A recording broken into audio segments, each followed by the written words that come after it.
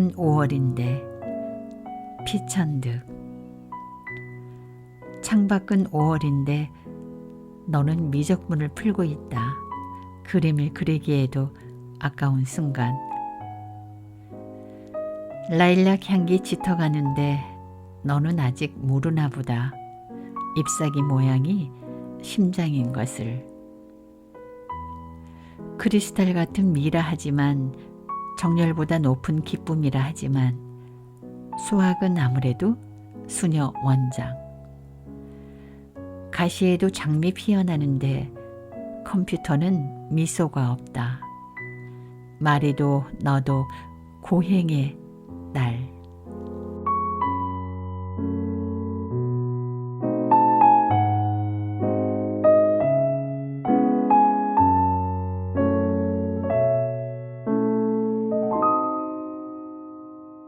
안녕하세요. 책 읽는 라디오 S입니다. 가정의 달 5월 잘 보내고 계신지요? 1년 12달 다 귀한 달이지만 5월은 특히 더 소중한 달입니다. 가정이라는 단어가 붙어 있어 그동안 소홀했던 주변을 한 번 더 챙겨보게 되는 달입니다. 또 감사와 사랑이라는 단어를 다시 한번 확인하는 달이 5월이기도 하지요. 그런가 하면 실록의 달 5월은 이 초록빛 꿈들이 피어나는 계절이기도 합니다. 책 읽는 라디오에서는 초록이 짙어가는 이 5월에 다시 읽어보고 싶은 수필과 함께합니다. 앞서 소개한 시 5월의 창을 쓴 바로 피천득 작가의 수필입니다. 그의 수필은 한국문학 수필의 대표작으로 익힐 만큼 친숙하지요. 이 평범한 일상 속에서 발견하는 소중한 가치를 정감 있는 문체로 그려내어 지금까지도 독자들에게 많은 사랑을 받고 있습니다. 1910년 서울에서 태어난 피천득 작가는 시인이면서 수필가이자 또 영문학자였습니다. 오늘 소개하는 수필 3편은 범우문고사에서 발간한 피천득 수필집에서 읽어봅니다. 특히 5월이라는 수필에서 피천득 작가는 밝고 맑고 순결한 5월은 가고 있다 라는 문장으로 마지막을 장식하는데요. 여러분의 5월도 그렇게 밝고 맑고 순결한 나날이 되시길 바라면서 책 속으로 떠나보겠습니다.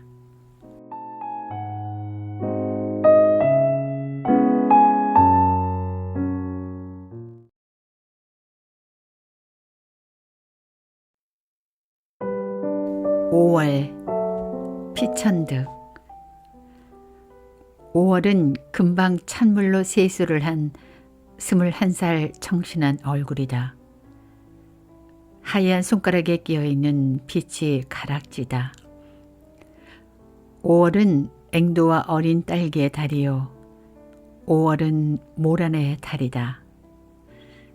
그러나 5월은 무엇보다도 실록의 달이다. 전나무의 바늘잎도 연한 살결같이 부드럽다. 21살이 나였던 5월. 브랜드 밤차를 타고 피서지에 간 일이 있다.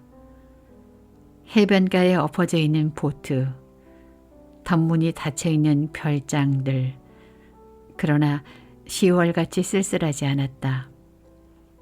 가까이 보이는 섬들이 생생한 색이었다. 등료 애정 통고, 신료 애정 통고.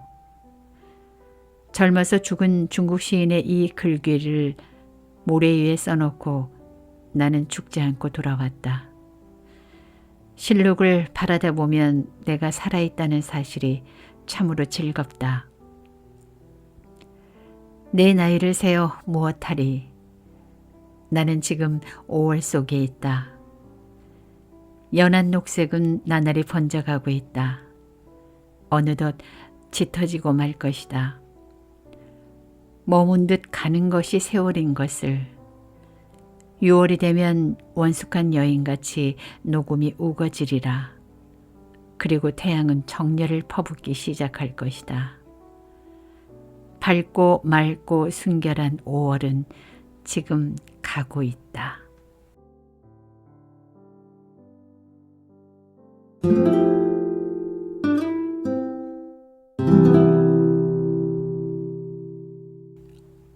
엄마. 마당으로 뛰어내려와 안고 들어갔을 텐데 웬일인지 엄마의 얼굴은 보이지 않았다. 또 숨었구나. 방문을 열어봐도 엄마가 없었다. 옳지, 그럼 다락방에 있지. 발판을 갖다 놓고 다락문을 열었으나 엄마는 거기도 없었다. 건넌방까지 가봐도 없었을 때에는 앞이 아니 보였다. 울음 섞인 목소리는 몇 번이나 엄마를 불렀다. 그러나 마루에서 제깍거리는 시계 소리밖에는 아무 대답도 들리지 않았다. 나는 두 손으로 턱을 괴고 주춧돌 위에 앉아서 엄마 없는 아이같이 울었다. 그러다가 신발을 벗어서 안고 벽장 속으로 들어갔다. 나는 그날 유치원에서 몰래 빠져나왔었다. 순이한테 끌려다니다가 처음으로 혼자 큰 행기를 걷는 것이 어떻게나 기뻤는지 몰랐었다. 금시에 어른이 된 것 같았다. 자파상 유리창도 들여다보고 약 파는 사람 연설하는 것도 듣고 아이들 싸움하는 것 구경하고 그러느라고 좀 늦게야 온 듯하다. 자다가 눈을 떠보니 캄캄하였다. 나는 엄마를 부르면서 벽장문을 발길로 찼다. 엄마는 달려들어 나를 끌어 안았다. 그때 엄마의 가슴이 왜 그렇게 뛰었는지, 엄마의 팔이 왜 그렇게 떨렸는지 나는 몰랐었다. 너를 잃은 줄 알고 엄마는 미친년 모양으로 돌아다녔다. 너는 왜 그리 엄마를 성화 먹이니? 어쩌자고 너 혼자 온단 말이냐? 그리고 숨기까지 하니. 너 하나 믿고 살아가는데 엄마는 아무래도 달아나야겠다. 나들이 간 줄 알았던 엄마는 나를 찾으러 나갔던 것이었다. 나는 아무 말도 아니하고 그저 울었다. 그 후 어떤 날 밤에 자다가 깨어보니 엄마는 아니 자고 앉아 무엇을 하고 있었다. 나도 일어나서 무릎을 꿇고 엄마 옆에 앉았다. 엄마는 아무 말도 아니하고 장롱 속에서 옷들을 꺼내더니 돌아가신 아빠 옷 한 벌에 엄마 옷 한 벌씩 짝을 맞춰 채곡채곡 집어넣고 내 옷은 따로 반다지에 넣고 있었다. 그것을 보고 나도 모르게 슬퍼졌지만 엄마 품에 안겨서 잠이 들었다. 그 후 얼마 안 가서 엄마는 아빠를 따라가고 말았다. 엄마가 나의 엄마였다는 것은 내가 타고난 영광이었다. 엄마는 우아하고 청초한 여성이었다. 그는 서화에 능하고 검은 고는 도에 가까웠다고 한다. 내 기억으로는 그는 나에게나 남에게나 거짓말 한 일이 없고 거만하거나 비겁하거나 몰인정한 적이 없었다. 내게 좋은 점이 있다면 엄마한테서 받은 것이요. 내가 많은 결점을 지닌 것은 엄마를 일찍이 잃어버려 그의 사랑 속에서 자라나지 못한 때문이다. 엄마는 아빠가 세상을 떠난 후 비단이나 고운 색깔을 몸에 대신 일이 없었다. 분을 바르신 일도 없었다. 사람들이 자기 보고 아름답다고 하면 엄마는 죽은 아빠에게 미안한 생각이 들었을 것이다. 여름이면 모시, 겨울이면 옥양목. 그의 생활은 모시같이 섬세하고 깔끔하고 옥양목같이 깨끗하고 차가웠다. 황진이처럼 멋있던 그는 죽은 남편을 위하여 기도와 고행으로 살아가려고 했다. 폭포 같은 마음을 지닌 채 호수같이 살려고 애를 쓰다가 바다로 가고야 말았다. 엄마가 이 세상에서 마지막으로 한 말은 내 이름을 부른 것이었다. 나는 그 후 외지로 돌아다니느라고 엄마의 무덤까지 잃어버렸다.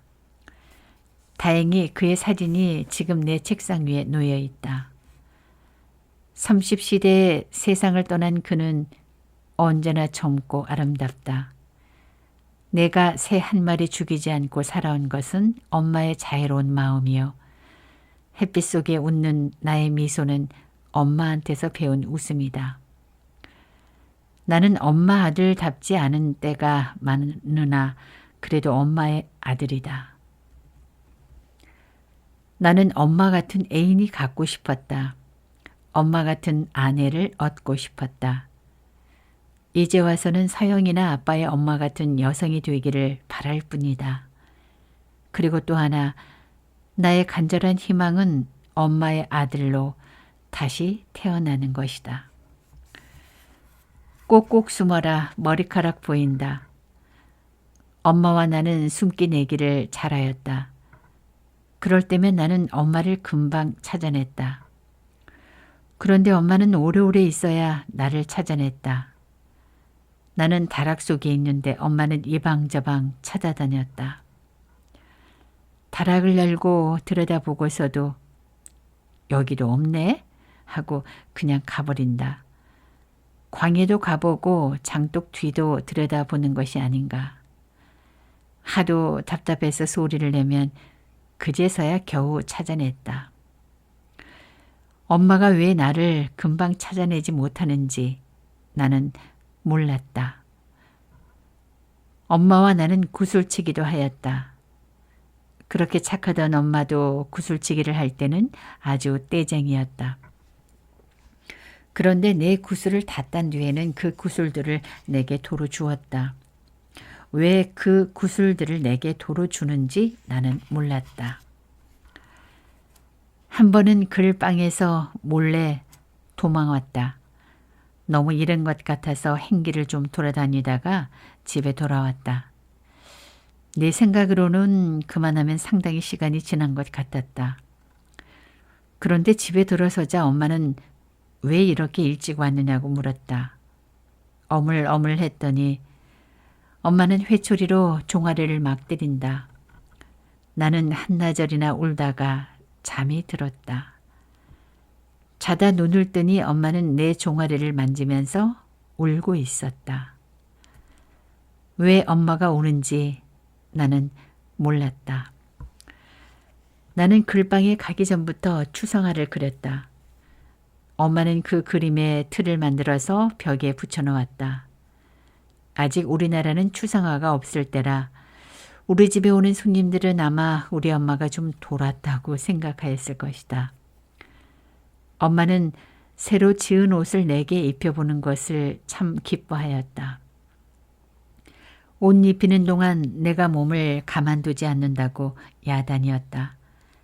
작년에 집어넣었던 것을 다 내어도 길이가 짧다고 좋아하셨다.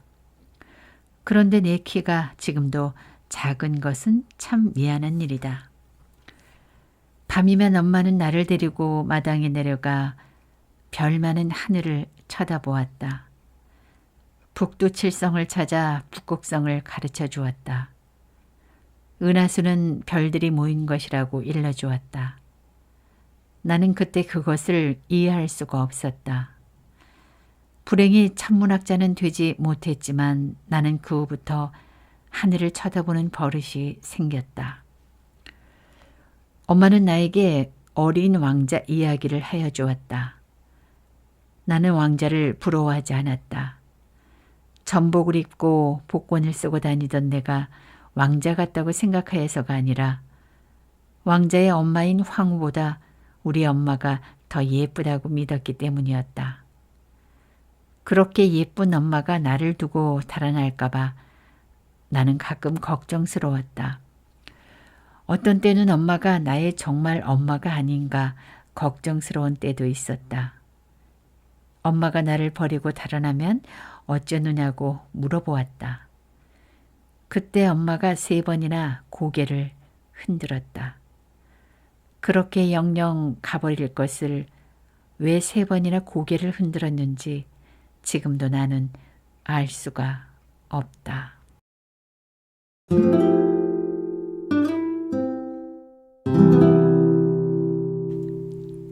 이야기. 태초에 말씀이 계시니라. 사람은 말을 하고 산다. 심리학자들의 말에 의하면 우리는 생각까지도 말을 빌려 한다고 한다. 그리고 우리는 꿈속에서도 말을 하는 것이다. 물건 매매도 교육도 그 좋아하더라는 정치도 다 말로 한다. 학교는 말을 가르치는 곳이요. 국회는 시저 때부터 지금까지 말을 하는 곳이다. 수많은 다방도 다 말을 하기 위한 곳이다. 런던에서 맨 먼저 개점한 윌리라는 커피 하우스는 에디슨과 스틸이 만나서 말하던 장소였다. 가정 부인들은 구공탄, 빨래비누 그 어휘는 몇 마디 안 되지만 하루 종일 말을 하고 있다. 2, 3일이면 끝낼 김장을 한 달 전부터 김장이란 말을 자꾸자꾸 되풀이하고 하고 그 김장을 다 먹을 때까지 날마다 김치라는 말을 한다. 나는 말주변이 없어. 하는 말은 나는 무식한 사람이다. 둔한 사람이다 하는 소리다. 화제의 빈곤은 지식의 빈곤, 경험의 빈곤, 감정의 빈곤을 의미하는 것이요. 말솜씨가 없다는 것은 그 원인이 불투명한 사고방식에 있다. 말을 할 줄 모르는 사람은 후진국이 아니고서는 사회적 지도자가 될 수 없다. 진부한 어구, 애매한 수식어, 패러그래프 하나 구성할 수 없는 많은 지도자들. 그렇지 않으면 수도에서 물이 쏟아지듯이 말이 연달아 나오지만은 그 내용이야말로 수돗물같이 무미할 때 정말 정남이가 떨어진다. 케네디를 케네디로 만든 것은 무엇보다도 그의 말이다. 소크라테스, 플라톤, 공자 같은 성인도 말을 잘 하였기 때문에 그들의 사상이 전파 계승된 것이다. 덕행에 있어 그들만한 사람들이 있었을 것이나 그들과 같이 말을 할 줄 몰라서 역사에 자취를 남기지 못한 것이다. 결국 위인은 말을 잘하는 사람이 아닌가 한다. 말은 은이요 침묵은 금이다라는 격언이 있다. 그러나 침묵은 말의 준비 기간이요 쉬는 기간이요 바보들의 체면을 유지하는 기간이다. 좋은 말을 하기에는 침묵을 필요로 한다. 때로는 긴 침묵을 필요로 한다. 말을 잘한다는 것은 말을 많이 한다는 것은 아니요. 농도 진한 말을 아껴서 한다는 말이다. 말은 은같이 명료할 수도 있고 알루미늄같이 가벼울 수도 있다. 침묵은 금같이 참을성이 있을 수 있고 납같이 무겁고 구리같이 답답하기도 하다. 그러나 금강석 같은 말은 있어도 그렇게 찬란한 침묵은 있을 수 없다. 클레오파트라의 사랑은 말로 이루어지고 말로 깨졌다. 나는 이야기를 좋아한다. 초대를 받았을 때 우선 그 주인과 거기에 나타날 손님을 미루어 보아 그 좌석에서 전개될 이야기를 상상한다. 좋은 이야기가 나올 법한 곳이면 아무리 바쁜 때라도 가고 그렇지 않을 것 같으면 비록 성찬이 기다리고 있다 하더라도 아니 가기로 한다. 피난 시절에 음식을 따라다니던 것은 슬픈 기억의 하나다. 나는 이야기가 하고 싶어서 추운 날 먼 길을 간 일이 있고 밤을 새우는 것도 예사였다. 찻 주전자에 물이 끓고 방이 더우면 온 세상이 우리의 것인 것 같았다. 한밤중에 구워 먹을 인절미라도 있으면 방이 어두워 손을 대이더라도 거기서 더 기쁜 일은 없었을 것이다. 눈 오는 날 다리 저는 당나귀를 타고 친구를 만나러 가는 그림이 있다. 만나서 즐거운 것은 청담일이라. 말없이 나가서 술을 받아오는 그 집 부인을 상상한들 어떠리. 요즘은 어떤 여성들은 첫 번 만날 때 있는 말을 다 털어놓는다. 남의 말을 정성껏 듣는 것도 말을 잘하는 방법인데 남이 말할 새 없이 자기 말만 하여서 얼마 되지 아니하는 바닥이 더 빨리 드러나는 것이다. 그리고 다음 만날 때는 예전의 한 이야기를 되풀이하기 시작한다. 아름답게 생긴 여성이 이야기를 시작한 지 3분이 못 되어 실증이 나는 수가 있다. 얼굴은 그저 수수하되 말을 할 줄 아는 여인이 좋다. 내가 한 말을 멋있게 받아들이 넘기는 그러한 여성이라면 얼굴이 좀 빠져도 사귈 맛이 있을 것이다.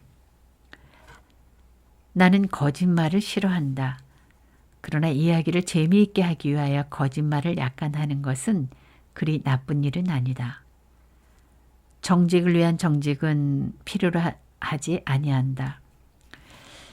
영국에서는 남에게 해를 끼치지 아니하는 거짓말을 하얀 거짓말이라고 하고 죄 있는 거짓말을 까만 거짓말이라고 한다.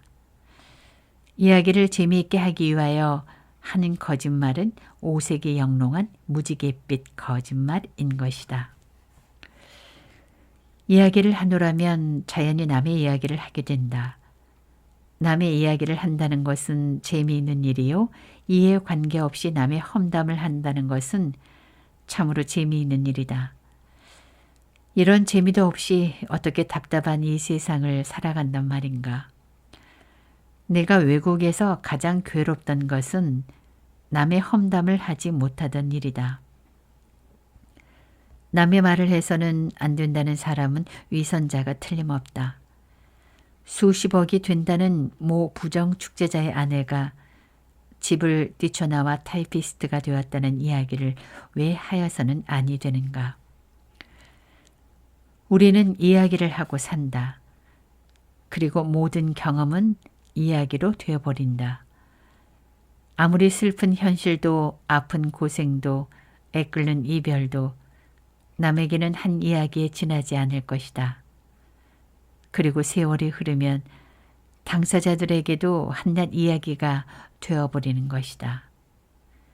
그날의 일기도 훗날의 전기도 치열했던 전쟁도 유구한 역사도 다 이야기에 지나지 아니한다.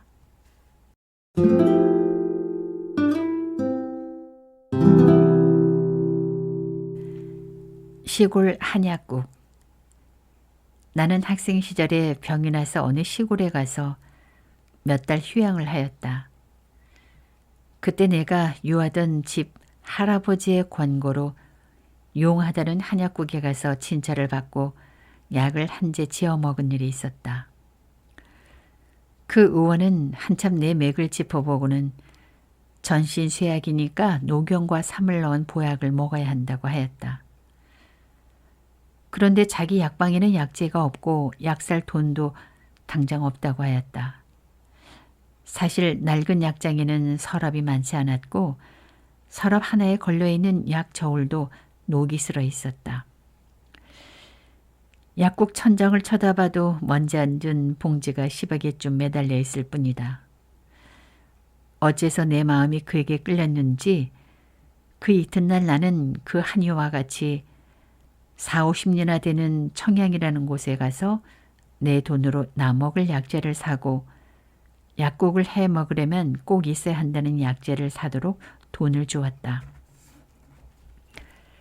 약의 효험인지 여름 시냇가에 날마다 낚시질을 다니고 밤이면 곤히 잠을 잔 덕택인지 나는 몸이 건강해져서 서울로 돌아왔다.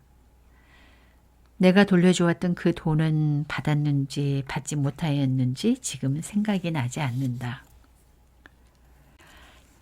나는 그 후 셰익스피어의 극 로미오와 줄리엣 속에서 로미오가 독약을 사는 약방, 먼지 앉은 병들과 상자들을 벌려놓은 초라한 약방이 나올 때 비상조차도 없을 충청도 그 시골 약국을 회상하였다. 양복 한 벌 변변한 것을 못해 입고 사들인 책들을 사변통에 다 잃어버리고 그 후 5년간 애면글면 모은 나의 책은 지금 겨우 300권에 지나지 아니한다. 나는 이 책들을 내가 기른 꽃들을 만져보듯이 어루만져 보기도 하고 자라는 아이를 바라보듯이 대견스럽게 보기도 했다. 물론 내가 구해놓은 이 책들은 예전 그 한방이가 나한테서 돈을 취하여 사온 진피, 후박, 감초, 반하, 향인 같은 것들이다. 그런데 우황, 웅담, 사양, 영사, 야명사 같은 책자들이 필요할 때면 나는 그 시골 약국을 생각하게 된다.